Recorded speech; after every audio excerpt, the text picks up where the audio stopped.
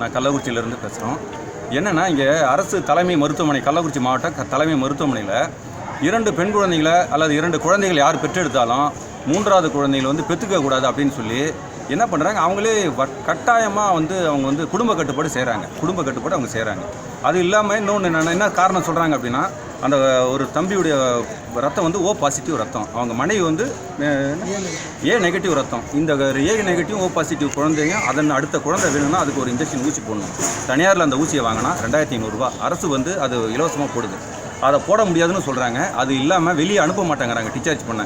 கள்ளக்குறிச்சியில் கிட்டத்தட்ட இந்த மருத்துவமனையில் எல்லாத்தையும் கிட்ட வாங்க, எல்லாத்தையும் கிட்டத்தட்ட ஒரு 10 பேருக்கு மேலே அது மாதிரி பண்ணியிருக்காங்க. எதுவுமே பார்க்க ஒரே நிமிஷம். இது வந்து நாங்கள் என்ன கேட்குறோன்னா, இது ஒன்றும் ஆப்ரேஷன் பண்ணலை. அவங்க சரி யதார்த்தமாக அவங்க குழந்தை தான் இதாகுது, அதாவது சுகப்பிரசவம்னு சொல்கிறாங்களா, அந்த மாதிரி தான் பிறக்குது.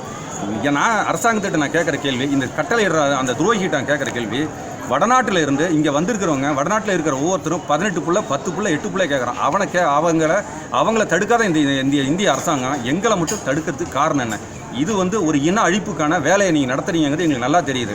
இதை நாங்கள் கடுமையாக எதிர்க்கிறோம். எந்த அதிகாரி வந்தாலும் சரி, கலெக்டர் வந்தாலும் சரி, யாரானாலும் நான் எதிர்க்கிறோம். நாங்கள் எங்கள் குழந்தை, என் பிள்ளையை கொடுக்குறது நாங்கள், உங்களையே ஏற்றுக்கு பிள்ளைய வயிற்றில் பெக்க போகிறது எங்கள் மனைவி. உங்களுக்கு என்ன வலி இது? இதில் உங்களை யார் சுமக்க போகிறீங்க? உங்களுக்கு என்ன வலி இருக்குது? இந்த மாதிரி வேலையை செய்யக்கூடாது. இது கடுமையாக நாங்கள் எதிர்க்கிறோம். இப்போ இதுக்கு உடனடியாக இதுக்கு ஒரு தீர்வு கிடைக்கிறது தான் நாங்கள் கள்ளக்குறிச்சி மருத்துவமனையில் நிற்கிறோம். நாங்கள் இதுக்கு ஒரு முடிவு கிடைக்கல.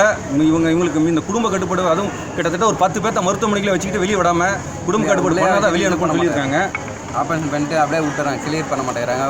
இன்றைக்கி நாளைக்கு அப்படின்ட்டு ஒரு இன்ஜெக்ஷன் போட்டு விட்டேன், பெட்டு எல்லாம் கீழே படுத்துருக்குறாங்க. இதை வந்து நாங்கள் கடுமையாக எதிர்க்கிறோம். இதுக்கு உடனடியாக நடவடிக்கை எடுப்போம். நாங்கள் விட மாட்டோம். இதுக்கு எங்களுக்கு அரசாங்கம் பதில் சொல்லி ஆகணும். நன்றி.